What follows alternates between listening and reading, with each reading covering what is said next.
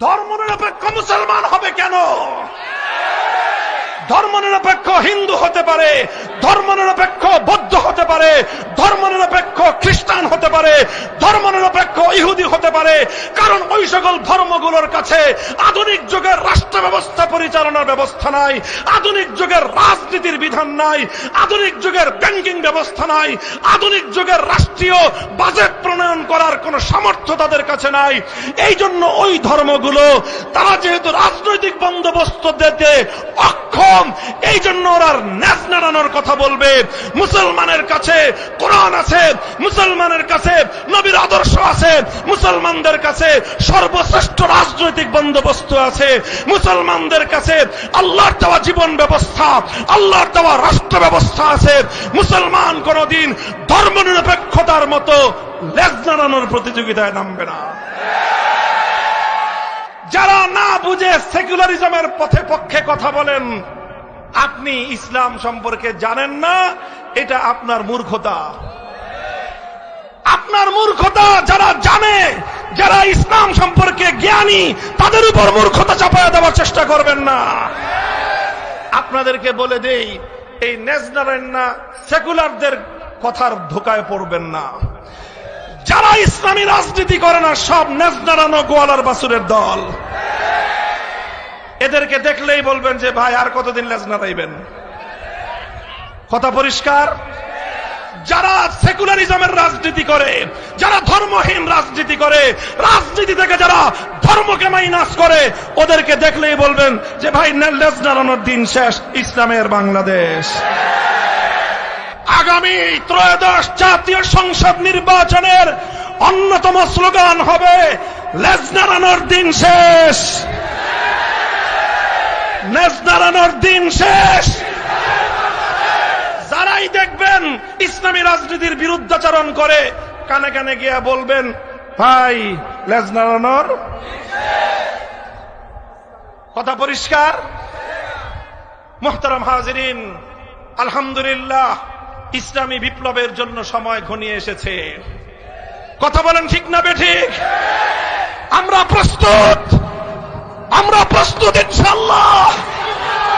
বাংলার মানুষ বিপ্লব করতে শিখেছে, বাংলার মানুষ রক্ত দিতে শিখেছে, বাংলার মানুষ জীবন দিতে শিখেছে, বাংলার মানুষ ফ্যাসিবাদকে বিতাড়িত করতে শিখেছে, বাংলার মানুষ জুলুমের বিরুদ্ধে রুখে দাঁড়াতে শিখেছে। মুহতারাম হাজিরিন, কথা পরিষ্কার। ভাই বিপ্লবের জন্য বড় রাজনৈতিক দল লাগে না, বিপ্লবের জন্য বড় নেতার প্রয়োজন হয় না। 2024-এর জুলাই বিপ্লবে বড় রাজনৈতিক দলের নেতৃত্বের দরকার হয় নাই, জুলাই বিপ্লবে বড় নেতার প্রয়োজন হয় নাই। ছাত্র জনতা ভারতীয় আধিপত্যবাদের কেনা গোলাম শেখ হাসিনাকে বাংলার মাটি থেকে ঝাঁটাপেটা করে বিদায় করেছে। জুলাই বিপ্লব ছিল ইসলামী বিপ্লবের পূর্বাভাস, জুলাই বিপ্লব ছিল ইসলামী বিপ্লবের পূর্বাভাস।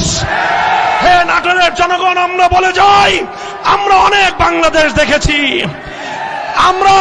আমরা সোনার বাংলাদেশ দেখেছি, নতুন বাংলাদেশ দেখেছি, সবুজ বাংলাদেশ দেখেছি, ডিজিটাল বাংলাদেশ দেখেছি। আরেকটা বাংলাদেশ আমরা দেখতে চাই, সেটা হলো ইসলামের বাংলাদেশ, সেটা হলো খেলাফতের বাংলাদেশ। আল্লাহ প্রদত্ত রাজনৈতিক ব্যবস্থার নামই হলো খেলাফত ব্যবস্থা। আসুন, যারা বৈষম্যহীন বাংলাদেশ গড়তে চাও, ইনসাফের বাংলাদেশ গড়তে চাও, আমি আল্লাহর নামের শপথ করে বলি যে পূর্ণাঙ্গ ইনসাফ, পূর্ণাঙ্গ বৈষম্যহীন সমাজ আল্লাহ প্রদত্ত খেলাফত ছাড়া বিকল্প কোনো ব্যবস্থায় সম্ভব নয়।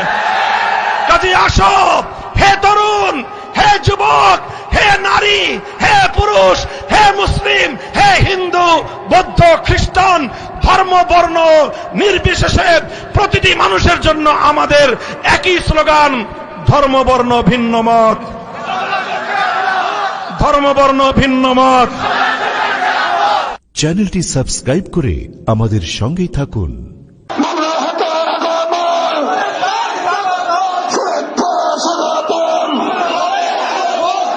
বাংলাদেশের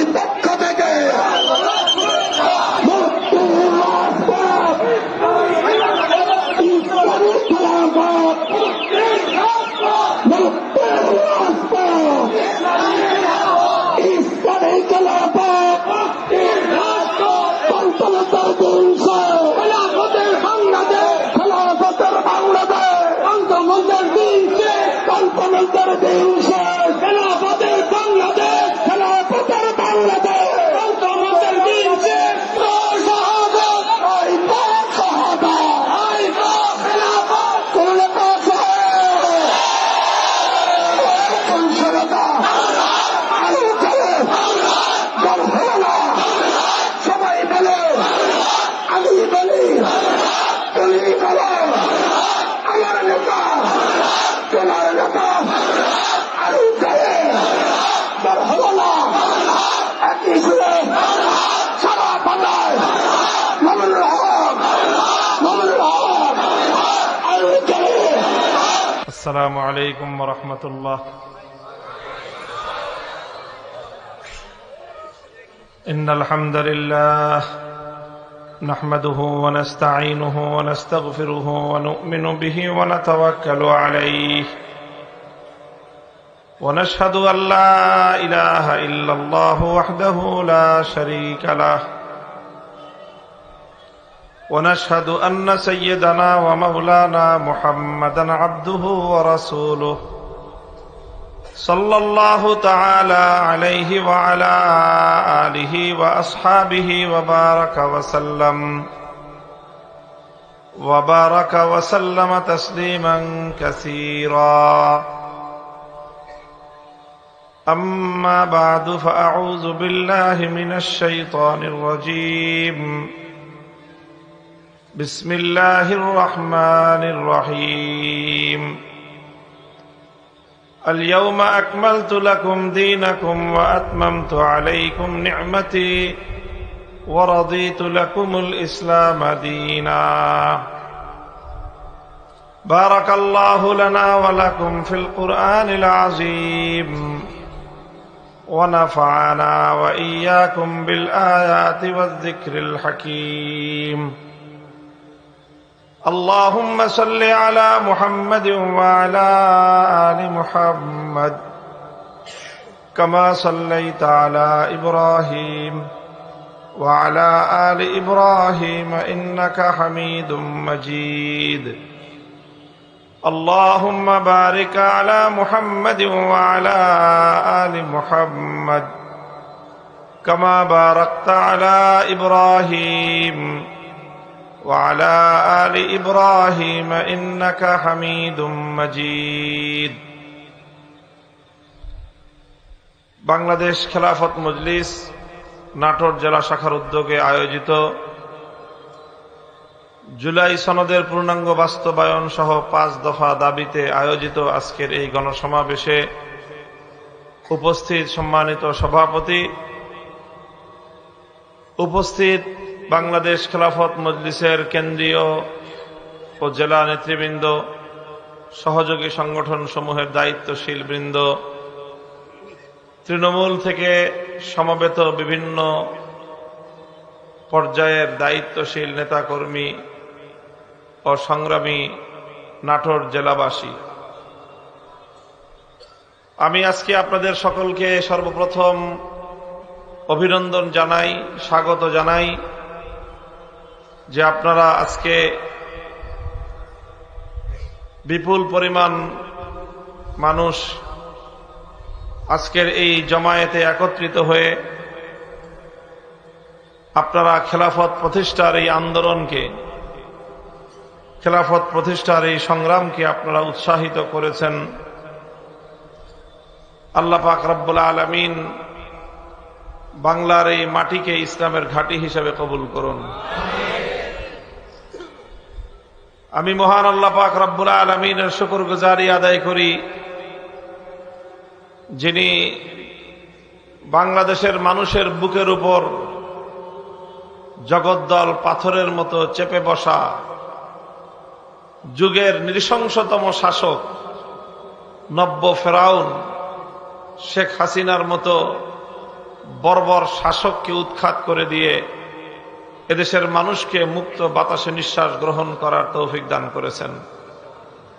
আল্লাহুম্মা লাকাল হামদ ওয়া লাকাশ শুকর। সেই সাথে আমি স্মরণ করি ওই সকল বীর শহীদানদেরকে, 2009 সালের পিলখানা ট্র্যাজেডি, 2013 সালের শাপলা চত্বরের গণহত্যা, 2021 সালের মোদি বিরোধী আন্দোলনের শাহাদাত বরণকারী ও সর্বশেষ 2024 সালের জুলাই বিপ্লবে বাংলার যে সকল দামাল সন্তানেরা অকাতরে জীবন দিয়েছে, রক্ত দিয়েছে, সেই সকল পুণ্যাত্মা বীর শহীদানদেরকে, গুম খুন হত্যাকাণ্ডের শিকার হওয়া অজস্র নাম জানা না জানা যুবকদেরকে, যাদেরকে হত্যা করার মধ্য দিয়ে বিগত ফ্যাসিবাদী স্বৈরাচারী জালিম সরকার নিজেদের হাতকে নিরপরাধ মানুষের রক্তে বারবার রঞ্জিত করেছিল। আল্লাহ পাক রব্বুল আলামিন আত্মদানকারী এই সকল বীর শহীদানদের শাহাদাতকে কবুল করেন, তাদের স্বপ্নের সোনার বাংলাদেশ, শান্তির বাংলাদেশ গড়বার তৌফিক আমাদেরকে দান করেন। বন্ধুগণ, আলোচনা একটা রাজনৈতিক আমাদের সংগঠনের নির্দিষ্ট দাবিকে কেন্দ্র করে আজকের এই গণসমাবেশ। আমি আমার গণসমাবেশের নির্ধারিত দাবির বিষয়ে আলোচনায় পরে আসব। তার আগে ভূমিকা হিসেবে আমরা একটা প্রশ্নের উত্তর নিয়ে আমি আলোচনা করব। এক শ্রেণীর মানুষের মধ্যে, এক শ্রেণীর মানুষ বলতে আসলে মুসলমান, এক শ্রেণীর মুসলমানদের মধ্যে আমাদের ইসলামের বিষয়ে একটা হীনমন্যতা দেখা দেয়। কিছু প্রশ্ন তারা নিজেরাই তৈরি করে, অথবা কিছু অযাচিত প্রশ্নের সম্মুখীন হয়ে কিছু মুসলমান তারা নানা ধরনের বিভ্রান্তির শিকার হয়। নিজেরা হীনমন্যতার শিকার, বিভ্রান্তির শিকার, এটা তো বড় সমস্যা না, তার চেয়েও বড় সমস্যা হলো যে তারা জাতিকেও বিভ্রান্ত করতে চায়। আমরা যারা আল্লাহর জমিনে ইসলামী খেলাফত কায়েম করতে চাই, ইসলামী রাষ্ট্র প্রতিষ্ঠা করতে চাই, ইসলামী শাসন ব্যবস্থা বাস্তবায়ন করতে চাই, ইসলামী শরিয়া বাস্তবায়নের মাধ্যমে জাতি ধর্ম বর্ণ নির্বিশেষে প্রতিটি মানুষের অধিকার, তাদের প্রাপ্তি, তাদের প্রাপ্য তাদেরকে বুঝিয়ে দিতে চাই। এই জায়গাটা থেকে অনেক মানুষের মধ্যে একটা সংশয় তৈরি হয়। সংশয়টা আর প্রশ্নটা হলো এই যে আমরা যারা মুসলমান, আমরা যদি মুসলমানরা ইসলামী রাষ্ট্র প্রতিষ্ঠা করতে যদি চাই, ইসলামী ব্যবস্থা অনুযায়ী কোরআন সুন্নাহ মোতাবেক আমরা যদি রাষ্ট্র পরিচালনা করতে চাই, তাহলে স্বাভাবিকভাবে একটা প্রশ্ন আসে, সেটা হলো যে তাহলে তো অন্যান্য ধর্মাবলম্বীরাও নিজ নিজ ধর্মের আলোকে তারা তাদের রাষ্ট্র পরিচালনা করতে চাইতে পারে।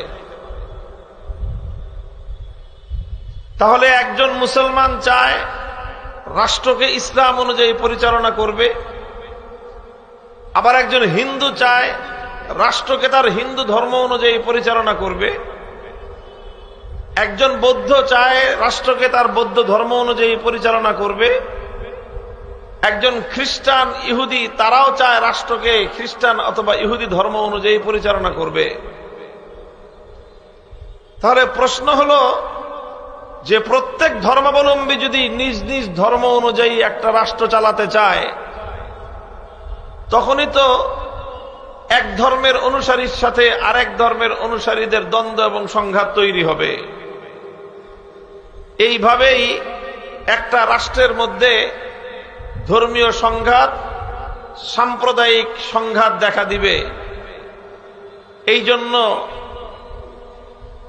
এই জাতীয় বিষয় নিয়ে অনেক মানুষ একটা দ্বিধা এবং সংশয়ের মধ্যে ভুগতে থাকে। আমি কি প্রশ্নটা বুঝাতে পারলাম আপনাদেরকে? যে আমি মুসলমান, আমি চাই ইসলাম অনুযায়ী চলুক, হিন্দু কি চাইবে? হিন্দু ধর্ম অনুযায়ী চলুক। বৌদ্ধ, খ্রিস্টান, ইহুদি তারা কি চাইবে? যার যার ধর্ম অনুযায়ী চলুক। তো রাষ্ট্র কয়টা? একটা রাষ্ট্র যদি 5টা ধর্ম চালায়, 5 ধর্মের অনুসারীরা যদি চায় যার যার ধর্ম অনুযায়ী চলবে, তাহলে আন্তঃধর্মীয় সংঘাত দেখা দিবে কিনা? ধর্মে ধর্মে সংঘাত দেখা দিবে, তখনই তো সাম্প্রদায়িক সংঘাত তৈরি হবে। এটা হলো প্রশ্ন। এই প্রশ্নের কারণে কিছু মানুষ, তারা মুসলমান কিন্তু তারা ইসলামী রাষ্ট্র চায় না। কেন চায় না তারা এই প্রশ্নের কারণে চায় না যে আমরা যদি ইসলামী রাষ্ট্র চাই, হিন্দুরা হিন্দু রাষ্ট্র চাইবে, বৌদ্ধরা বৌদ্ধ রাষ্ট্র চাইবে, খ্রিস্টানরা খ্রিস্টান রাষ্ট্র চাইবে। তো এই জন্য তারা বলে ধর্ম যার যার রাষ্ট্র সবার। এটা হলো, আমি আপনাদের সামনে এটা প্রমাণ করব যে মুসলমান হয়ে যারা এরকম চিন্তার অধিকারী, তারা ইসলাম সম্পর্কে চরম মূর্খতার শিকার। তারা হীনমন্যতার শিকার। তারা নিজেরা ইসলাম সম্পর্কে জানে না। নিজের ধর্ম ইসলাম দাবি করে ঠিক, কিন্তু প্রকৃত অর্থে ইসলামের পূর্ণাঙ্গতা সম্পর্কে, ইসলামের শ্রেষ্ঠত্ব সম্পর্কে, ইসলামের সৌন্দর্য সম্পর্কে তারা অজ্ঞ এবং মূর্খের দেশে বসবাস করে। মুহতারাম হাজিরিন, কাজেই যারা এই ধরনের হীনমন্যতার শিকার, যারা এই ধরনের মূর্খতার শিকার, যারা এই ধরনের অন্ধকারে নিমজ্জিত, তাদের জন্য আমরা বলতে চাই, হে মুসলিম ভাই, আল্লাহ পাক রব্বুল আলামিন তোমাকে যে ইসলাম ধর্মের মতো এক মহান নিয়ামত দান করেছেন, তুমি সর্বপ্রথম ইসলাম সম্পর্কে জ্ঞান অর্জন করো, ইসলাম সম্পর্কে জানো, ইসলামের পূর্ণাঙ্গতা সম্পর্কে তুমি জ্ঞান অর্জন করো। তুমি যদি ইসলামকে জেনে বুঝে পালন করতে পারো, তাহলে এই ধরনের প্রশ্নের দ্বারা তুমি কোনোদিনও বিচলিত হবে না। এই ধরনের অবান্তর প্রশ্নের কারণে তুমি কোনোদিন দ্বিধান্বিত হবে না। মুহতারাম হাজিরিন, প্রশ্ন করতে পারেন যে কারণ কি? যেই প্রশ্নটা করেছিলাম যে প্রত্যেক ধর্মাবলম্বী যদি যার যার ধর্ম অনুযায়ী রাষ্ট্র চালাতে চায়, তাহলেই তো আন্তঃধর্মীয় সংঘাত দেখা দিবে, সাম্প্রদায়িক সংঘাত দেখা দিবে। তো এই জন্য ভাই দরকার নাই, রাষ্ট্র কোন ধর্ম অনুযায়ী চলার দরকার নাই। এখান থেকেই এই মতবাদের উৎপত্তি। মুহতারাম হাজিরিন, আমরা বলতে চাই, এই প্রশ্নের জবাব দিচ্ছি এখন। আগে তো প্রশ্ন শুনেছেন, এবার এই প্রশ্নের জবাব শুনেন।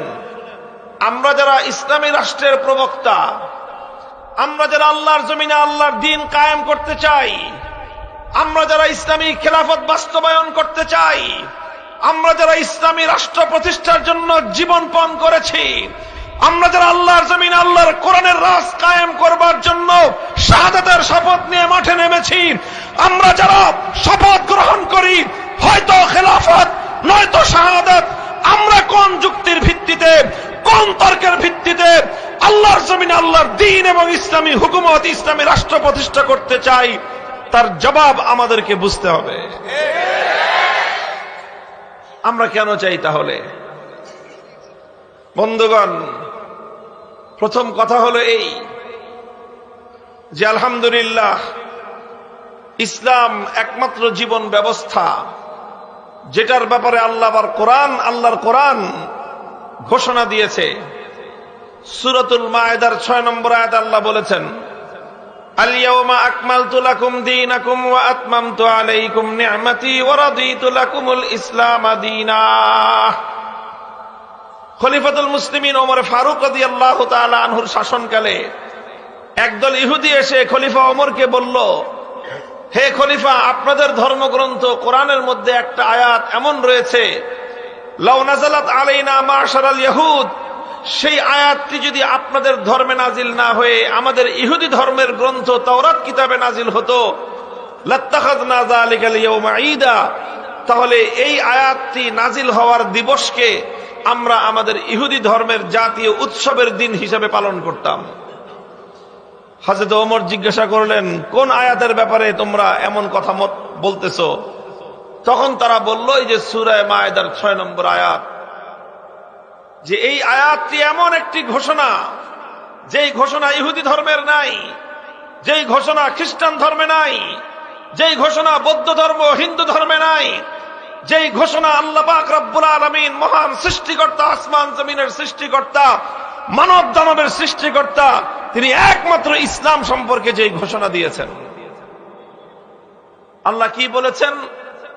আকমালতু লাকুম দীনাকুম ওয়া আতমামতু আলাইকুম নি'মাতি। আল্লাহ বলেছেন, আমি তোমাদের উপর আমার নিয়ামতকে পরিপূর্ণ করে দিয়েছি, অনুগ্রহকে পূর্ণ করে দিয়েছি, আর আমি তোমাদের জন্য তোমাদের জীবন বিধান ইসলামকে আমি পরিপূর্ণ করে দিয়েছি। পৃথিবীতে একমাত্র কমপ্লিট কোড অফ লাইফ হলো ইসলাম, একমাত্র পূর্ণাঙ্গ জীবন ব্যবস্থার নাম হলো ইসলাম।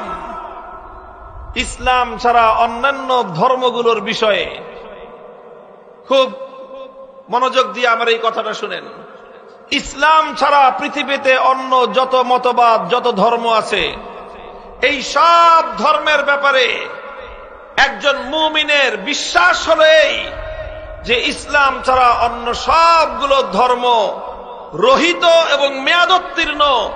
অন্য কোন ধর্ম আধুনিক যুগের মানব জাতির জন্য পূর্ণাঙ্গ জীবন ব্যবস্থা নয়। আধুনিক যুগের বিশ্ববাসীর জন্য একমাত্র পূর্ণাঙ্গ জীবন ব্যবস্থার নাম হলো, এটা হলো প্রত্যেক মুসলিমের ঈমান, আকীদা, বিশ্বাস।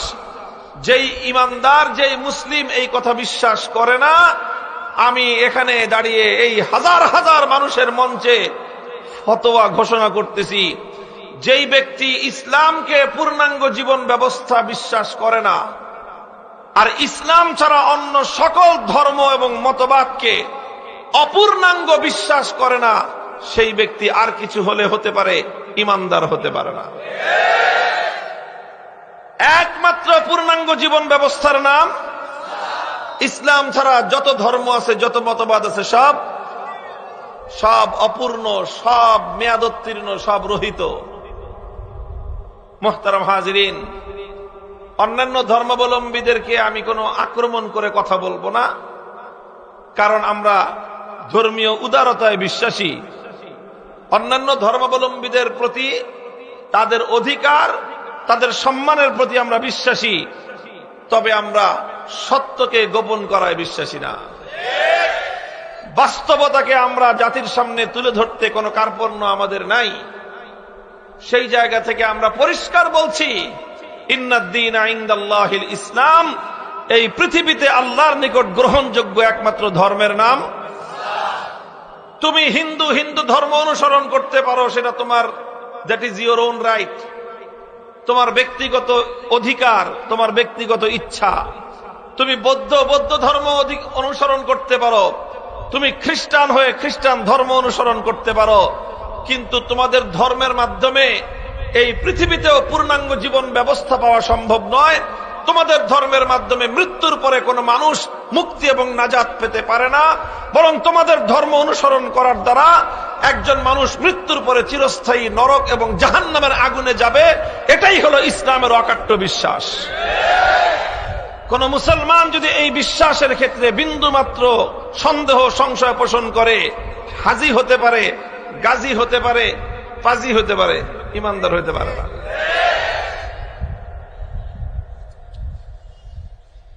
মুহতারাম হাজিরিন, এটা আমার আলোচনার এই বিষয়ে খুব বেশি দীর্ঘ করব না। শুধু আমি পয়েন্ট হিসেবে বলতে চাই যে আলহামদুলিল্লাহ, ওই যে প্রশ্ন ছিল যে মুসলমানরা যদি ইসলামী রাষ্ট্র প্রতিষ্ঠা করতে চায়, তাহলে তো অন্যান্য ধর্মাবলম্বীরাও নিজ নিজ ধর্ম অনুযায়ী রাষ্ট্র প্রতিষ্ঠা করতে চাইবে। তখনই তো সংঘাত তৈরি হবে। এটা ছিল প্রশ্ন, কথা ঠিক না বেঠিক? এই প্রশ্নের জবাব হলো এই যে এই পৃথিবীতে একমাত্র নিজের আদর্শ অনুযায়ী রাষ্ট্র প্রতিষ্ঠা করার দাবি ইসলাম ধর্মই করে, অন্য কোন ধর্ম এই দাবি করার সামর্থ্য রাখে না। আরে ভাই, বিতর্ক তো দেখা দিবে যখন একটা জিনিসের ব্যাপারে দাবিদার দুইজন। কথা বলেন ঠিক না বেঠিক? অন্য কোন ধর্ম, হিন্দু ধর্ম, বৌদ্ধ ধর্ম, খ্রিস্ট ধর্ম, ইহুদি ধর্ম, পৃথিবীর যত রিলিজিয়ান আছে, যত ধর্ম আছে, অন্য কোন ধর্ম এ কথা দাবি করে না যে রাষ্ট্রকে ওই ধর্মের আলোকে পরিচালনা করতে হবে। রাষ্ট্রকে ধর্ম অনুযায়ী পরিচালনা করতে হবে, এই দাবি পৃথিবীতে একটা মাত্র ধর্ম করে, সেই ধর্মের নাম। এবার বলেন, অন্য কোন ধর্ম তো রাষ্ট্রকে ধর্ম অনুযায়ী পরিচালনা করার কথাই বলে না, শুধুমাত্র বলে কে? ইসলাম। তাহলে সংঘাতটা তৈরি হবে কোত্থেকে? দাবিদার যখন একজন, বিতর্ক হয়। হাজার হাজার মানুষ থাকতে পারে, কিন্তু দাবিদার তো কেউ নাই। বলবেন দাবিদার নাই কেন? হিন্দুরা কেন দাবি করে না যে রাষ্ট্র হিন্দু ধর্ম অনুযায়ী চলুক? বৌদ্ধরা কেন দাবি করবে না যে রাষ্ট্রটা বৌদ্ধ ধর্ম অনুযায়ী চলুক? খ্রিস্টান ইহুদিরা কেন দাবি করবে না যে রাষ্ট্রটা তার ধর্ম অনুযায়ী চলুক? দাবিটা করবেন না কেন? এই কেনর জবাব হলো এই, কারণ তাদের ধর্মের মধ্যে রাষ্ট্র পরিচালনা করবার মতো কোন মাল ম্যাটেরিয়ালই নাই। ভাই, তোমার ধর্মের মধ্যে তো রাষ্ট্র পরিচালনা করার ব্যবস্থাই নাই, তুমি দাবি করবা কি নিয়ে? আর ইসলাম যেহেতু পূর্ণাঙ্গ ধর্ম, ইসলাম যেহেতু পূর্ণাঙ্গ জীবন ব্যবস্থা, এই জন্য ইসলাম জীবনের সকল ক্ষেত্রে একজন মুসলিমকে ইসলামের অনুসরণের কথা বলে। ইসলাম মুসলমানকে বলে তোমার ব্যক্তি জীবন ইসলাম অনুযায়ী চলতে হবে, তোমার পরিবার ইসলাম অনুযায়ী চলতে হবে, তোমার ব্যবসা বাণিজ্য ইসলাম অনুযায়ী চলতে হবে, তোমার অর্থনৈতিক জীবন ইসলাম অনুযায়ী চলতে হবে, তোমার কর্মজীবন ইসলাম অনুযায়ী চলতে হবে, তোমার প্রফেশন ইসলাম অনুযায়ী চলতে হবে, তোমার আন্তর্জাতিক লেনদেন ইসলাম অনুযায়ী চলতে হবে, তোমার বিবাহ শাদী আচার অনুষ্ঠান সামাজিকতা ইসলাম অনুযায়ী চলতে হবে, তোমার রাজনীতি ইসলাম অনুযায়ী চলতে হবে, তোমার রাষ্ট্র ইসলাম অনুযায়ী চলতে হবে। যেই ব্যক্তি ইসলামের এই সকল অঙ্গগুলো থেকে যে কোনো একটা অঙ্গকে ইসলাম থেকে মাইনাস করবে, সে ইসলামের দুশমন, সে ইসলামের অঙ্গহানি করবার মতো জঘন্য অপরাধের অপরাধী।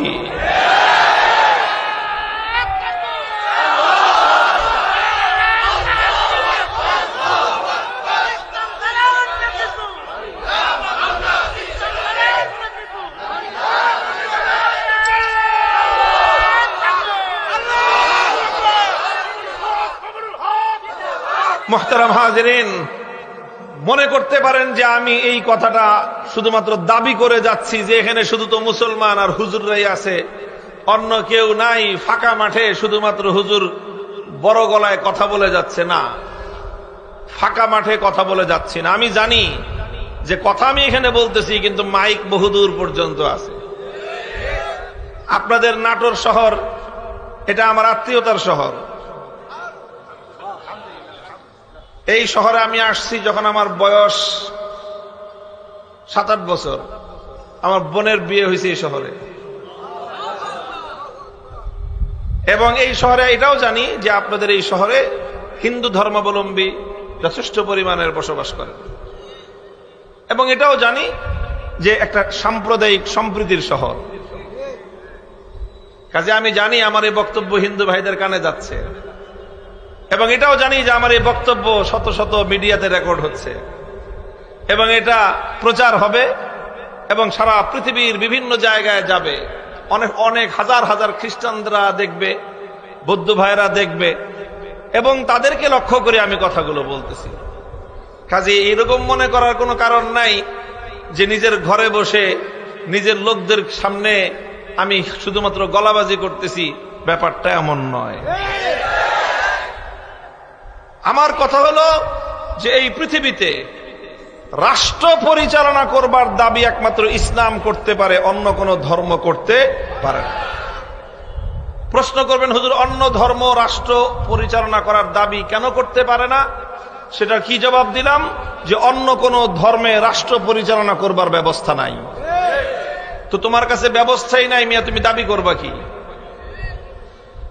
এখন কেউ যদি জানতে চান, প্রমাণ জানতে চান যে ইসলামের কাছে রাষ্ট্র পরিচালনার ব্যবস্থা আছে, অন্যান্য ধর্মগুলোর কাছে রাষ্ট্র পরিচালনার ব্যবস্থা নাই, তার প্রমাণ কি? তার প্রমাণ কি? আমি ছোট্ট ছোট্ট করে কয়েকটা দৃষ্টান্ত উপস্থাপন করে যাব এবং এগুলো আমি চ্যালেঞ্জ হিসাবে রেখে যাব। কি হিসাবে? যদি আমার এই চ্যালেঞ্জ আপনাদের নাটোর শহরের যে কোনো ধর্মীয় পণ্ডিত, যে কোনো ধর্মের ধর্মীয় পণ্ডিত যদি এই চ্যালেঞ্জ গ্রহণ করতে পারেন, তাহলে আবারও 24 ঘন্টার নোটিশে আমি সেই চ্যালেঞ্জ নিয়ে আলোচনা করার জন্য আপনাদের মাঠে আমি হাজির হব।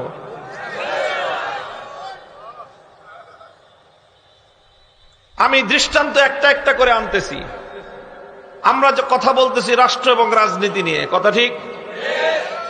রাষ্ট্র এবং রাজনীতির একটা গুরুত্বপূর্ণ বিষয় হলো রাষ্ট্রের একজন প্রধান ব্যক্তি থাকবেন। কথা বলেন ঠিক না বেঠিক? রাষ্ট্রের একজন প্রধান ব্যক্তি ছাড়া রাষ্ট্র চলে? আরে ভাই, কোন প্রতিষ্ঠানই তো একজন দায়িত্বশীল ছাড়া চলে না। চলে? একটা স্কুল চলে, একটা কলেজ চলে, একটা মাদ্রাসা চলে, কোন কিছুই তো একজন দায়িত্বশীল ছাড়া চলে না। তো রাষ্ট্র একটা বিশাল প্রতিষ্ঠান, এটা একজন দায়িত্বশীল ছাড়া চলবে কেমনে? রাষ্ট্রের একজন প্রধান দায়িত্বশীল লাগে কি লাগে না? তাকে কখনো রাষ্ট্রপতি বলা হয়, কখনো তাকে বাদশা বলা হয়, কখনো তাকে রাজা বলা হয়। কথা বলেন ঠিক না বেঠিক? এক এক দেশের এক এক পরিভাষা, কিন্তু একটা রাষ্ট্রের তো প্রধান তো লাগবে। কথা ঠিক না? আচ্ছা, এখন একটা রাষ্ট্রের যে প্রধান, সেই প্রধান নির্বাচন করবেন কিভাবে? একটা রাষ্ট্রের প্রধান নিযুক্ত করবার একটা নির্বাচন পদ্ধতি থাকার দরকার আছে না নাই? নির্বাচন পদ্ধতি যদি না থাকে, তাহলে রাষ্ট্রপতি নির্বাচন করা যাবে? রাষ্ট্রের প্রধান নির্বাচন করা যাবে? প্রশ্ন হলো, একটা জাতি অথবা একটা রাষ্ট্রের রাষ্ট্রপ্রধান কিভাবে নিযুক্ত হবে? এই প্রশ্নটা আমি রাখলাম। বলেন, রাষ্ট্র এবং রাজনীতির জন্য এই প্রশ্নটা গুরুত্বপূর্ণ প্রশ্ন কিনা? এই প্রশ্নের সমাধান ছাড়া কোন রাজনীতি চলতে পারে? তাহলে এই প্রশ্নটা আমি রাখলাম সবগুলো ধর্মের কাছে, যে বলেন আপনার ধর্ম অনুযায়ী রাষ্ট্রপতি নির্বাচন করবার কি পদ্ধতি আপনার ধর্ম দিয়েছে বলেন। প্রথমে হিন্দু ধর্মাবলম্বীদের ভাইদের কাছে বললাম যে ভাই, আপনাদের তো ধর্মীয় গ্রন্থ আছে, গীতা আছে, আরো অনেক অনেক, গীতার পরে আরো অনেক ধর্মগ্রন্থ আছে। এই ধর্মগ্রন্থগুলোর রেফারেন্স দিয়ে অথবা আপনারা যেই সমস্ত ধর্ম প্রণেতাদের রেফারেন্সের মাধ্যমে ধর্ম পালন করেন, ধর্মগুরু যারা আছে, তাদের বক্তব্যের রেফারেন্স দিয়ে বলবেন যে আপনাদের ধর্ম অনুযায়ী রাষ্ট্রপ্রধান নির্বাচন করবার কি পদ্ধতি হিন্দু ধর্ম দিয়েছে। একই প্রশ্ন বৌদ্ধ ধর্মের কাছে, ত্রিপাঠক থেকে অথবা গৌতম বুদ্ধ থেকে আপনারা রেফারেন্স আনবেন। একই প্রশ্ন খ্রিস্টানদের কাছে, আপনাদের ধর্মগ্রন্থ ইনজিল, নিউ টেস্টামেন্ট অথবা আপনাদের ধর্মের নবী ঈসা আলাইহিস সালাতু ওয়াস সালাম থেকে। ইহুদিদের কাছে একই প্রশ্ন, ওল্ড টেস্টামেন্ট তাওরাত কিতাব থেকে অথবা আপনাদের নবী মুসা আলাইহিস সালাম থেকে। রেফারেন্স সহ আপনারা চার ধর্মের লোক একটা ফর্মুলা দিবেন যে ধর্ম অনুযায়ী রাষ্ট্রের প্রধান নির্বাচন করবার কি ফর্মুলা আপনাদের ধর্মে আছে বলেন। আমি প্রশ্ন রাখলাম, উত্তরটাও আমি আগাম দিয়ে যাই। আমি তো বললাম ওপেন চ্যালেঞ্জ, আপনাদের ধর্মের সত্যিকার রেফারেন্স সহ, প্রমাণ সহ আপনারা আনবেন যে আপনাদের ধর্মের মধ্যে এই কথা বলা আছে। আগাম জবাব দিয়ে যাই যে এই প্রশ্নের জবাব, সন্তোষজনক জবাব দেওয়ার মতো পৃথিবীতে কোন ধর্মাবলম্বীদের মায়ের পেটে কোনো সন্তান জন্ম হয় নাই। কোন ধর্মে এই প্রশ্নের সমাধান নাই। রাষ্ট্রপতি নির্বাচন করবার, রাষ্ট্রপ্রধান নির্বাচন করবার কোন ফর্মুলা অন্যান্য ধর্মাবলম্বীদের কাছে নাই, প্রামাণ্য সূত্রে নাই। বলবেন হুজুর